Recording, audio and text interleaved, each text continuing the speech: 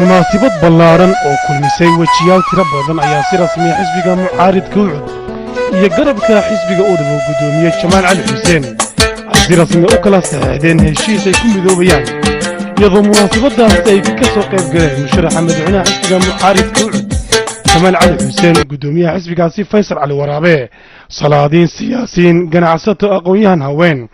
sidoo kale munaasabadaasi waxaa goobjoog ku ahaa siyaasiin ka tirsan xisbiga udub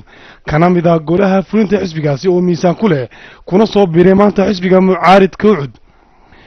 iyadoo halkaasi lagu soo bandhigay heese lagu ammaanayo isbahaysiga cusub ee dhex maray u cud iyo garabka udub gudoominaya Jamaal Cali Xuseen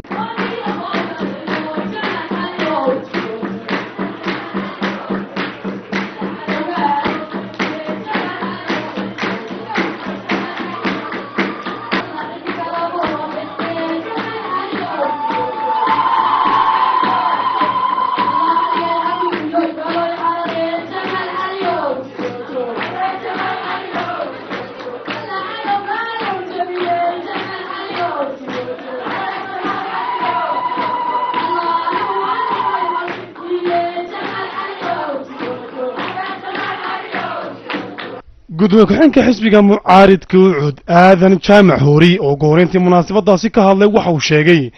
in taariikhda u cud ay tahay mid ka mid a maalmihii guusha xisbigaasi soo maray isagoo sheegay isbahaysiga cusub ee dhex maray maanta u cud iyo garabka Jamaal Cali Xuseen uu yahay mid guul siyaasadeed u soo hoytay Jamaal Cali Xuseen iyo Faysal Cali Waraabe isagoo sheegay in loo baahan yahay in guushaasi la adkeeyo أحمد كيسو سياسي مدبر كسو دحجري حزبك معارض كودب كان ميدا غوديغا فلنتا حزبكاسي ee maanta ku biiray xisbiga mucaaridka u cudusna munaasabadaasi ka hadlay waxa uu sheegay in qorshahan muddo badan ay ka soo shaqeynayeen isagoo sheegay in u cud cusub ay hana qaadi doonto waxaan u tilmaamay in aqoon Jamaal Cali Xuseen uu ku soo biirin doono maskax cusub afayeenkii hore xisbiga mucaaridka udub mudane Cali Gurey oo maalintii shalay xilkaasi iska casilay oo isna fagaaraha xafladda ka hadlay waxa uu soo dhaweeyay heshiiska cusub ee dhex maray xisbiga mucaaridka u cud iyo garabka gudoominayo Jamaal Cali Xuseen isagoo hambalyo u diray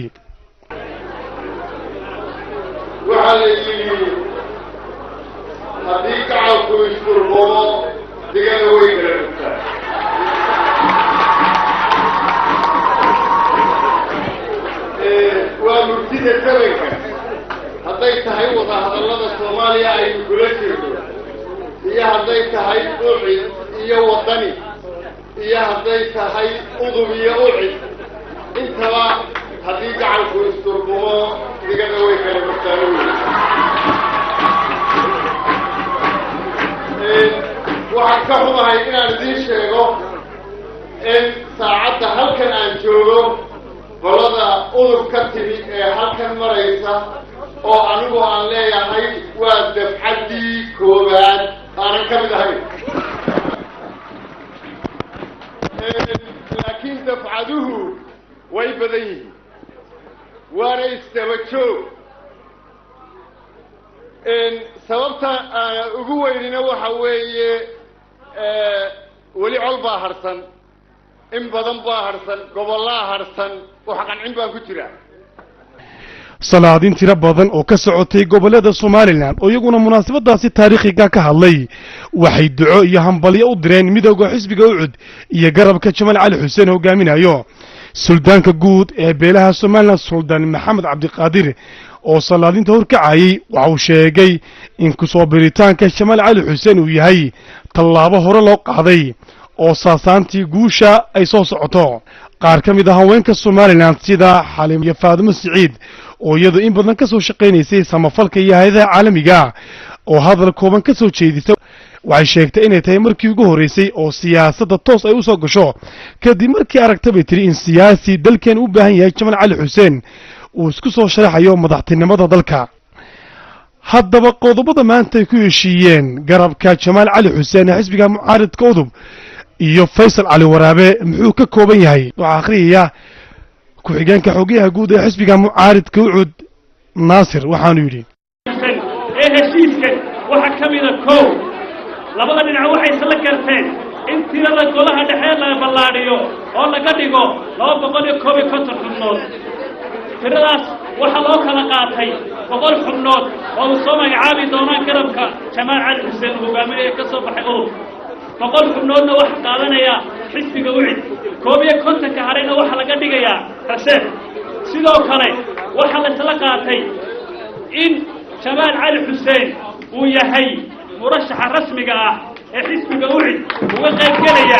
doorashada madaxtooyada ee soo socota ee lagu wado inay qabsoonto 2015 haddii la yiraahdo sidoo kale waxa xisbiga waxa la isla qaatay inuu Jamaal Cali Xuseen kadib marka uu la tashado hoggaanka sare xisbiga iyo gudoomiyaha xisbiga Injineer Faysal Cali Waraabe uu soo xusho musharaxa jagada madaxweyne ku-xigeenka qodobka labaad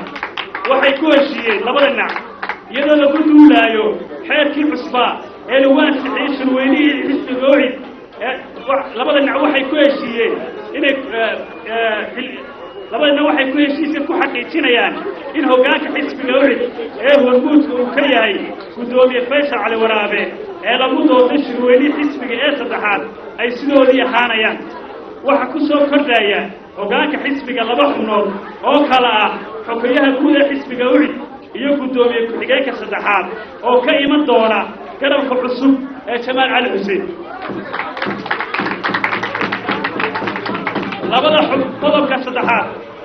labada dhinac waxay ku heshiiyeen in sida ugu dhaqsaha badan loo howlgeliyo guddi qabanqaabo oo ka shaqaysa qabsoomida kalfadhiga afraad ee golaha dhexe ee xisbiga wicid iyo shirweyne guud oo aan caadi ahayn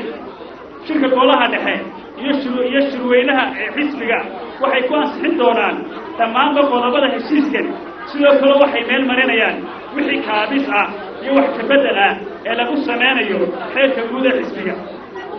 sidoo kale waxay labada dhinac isla meel dhigeen in dhammaanba xogayaasha xisbiga iyo guddi hoosaade xisbiga si siman loo kala qaadan doono haddii la yidhaahdo gudoomiyaha xisbiga mucaaridka u cudijina Faysal Cali Waraabe oo isna ka hadlay maanta munaasabadii ballaarneed ee loo qabtay xisbiga mucaaridka u cud iyo garabka gudoominayo Jamaal Cali Xuseen waxa uu sheegay inuu ku faraxsan yahay muddo badan oo ku soo dhex jiray siyaasadda Soomaaliland in xisbiga u cud maanta lagu sameeyay isbedel ballaaran isagoo ka hadlaya waxa uu yiri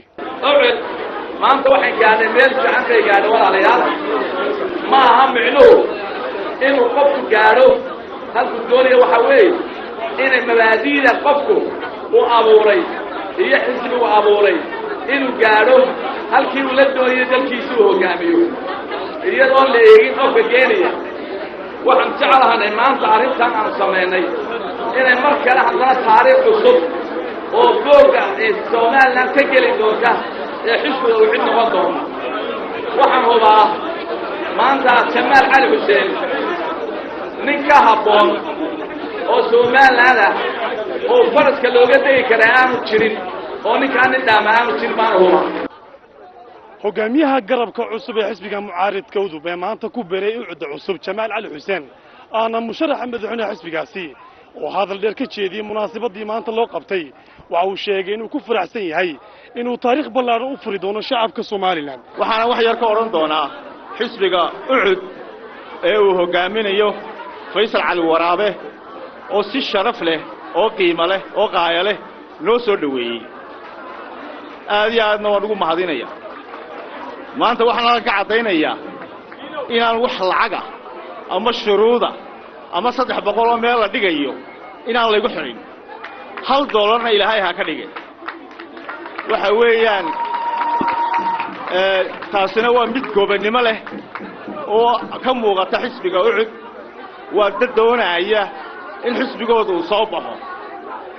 laakiin nasiib darro hogaankii xisbiga udub ee aan anigu markii hore la joogay umalayn maayo inay daacad ka ahaayeen in xisbigoodu uu soo baxo dadkii aan u magacaabaynay dhinacayagu xisbiga ucud aan halka ka shaaciyo waxa ugu horeeya musharaxa igula tartami doona shaqada madaxweynaha oo noqon doona madaxweyne ku-xigeenka musharaxiisa ee xisbiga ucud haddii ilaahay yiraahdo marka la gaaro 2015 waxa uu noqon doonaa Cabdirashiid Xasan Mataan oo noqon doona ku-xigeenka musharaxa cabdirashiid xasan mataawaca weeyaan waa nin ka soo jeeda gobolka awdal waa nin aqoon-yahan weyn ah waxaa jira oo isna halkan aan ka sheegaya axmed aadan ismaaciil kayse oo ah xubin ka tirsanaa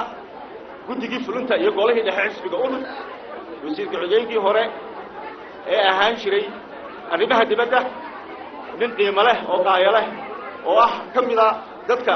aan u soo wada digarooganay xisbiga ucud waxau noqon doonaa xogayaha guud ee xisbiga ucud qofka saddexaad waxau noqon doonaa cabdirasaaq maxamuud saleebaan oo ku magac dheer mingiste oo degan magaalada london imika waxaanu noqon doonaa xogayaha arrimaha gudaha ee xisbiga ucud ucudda cusub ee maanta uu ku soo biray aqoon-yahan jamaal cali xuseen oo ah musharaxa madaxweynaha xisbigaasi waxaa sugaya hawl ballaaran oo ah inay u tartamaan doorashooyinka madaxtinimada 2015 maankajiite jamaal cali xuseen aqoon-yahankeenna ninkani wax badan buu isku darsaday waa wallaahi billaahi ninkii arrin doonayo ninkaasi ku daba fayl anu runtaan idii sheegaya waayo maaha inaynu been isku maaweelino anigu ilan qofka bini'aadmiga wax iskama doorto una wax iskama gale caqlibaa jamaal kunjaar buu yidhi waaraan lagu dooranina uuna iska kaya daba socotaane qof walba xisaabiya oo eega oo qofkii meeshan u qalma ama qofkii ummaddan iminka u baahan tahay idinka oo aan qabyaalad iyo waxba toona ku raacin bliis kaa codkiina siiya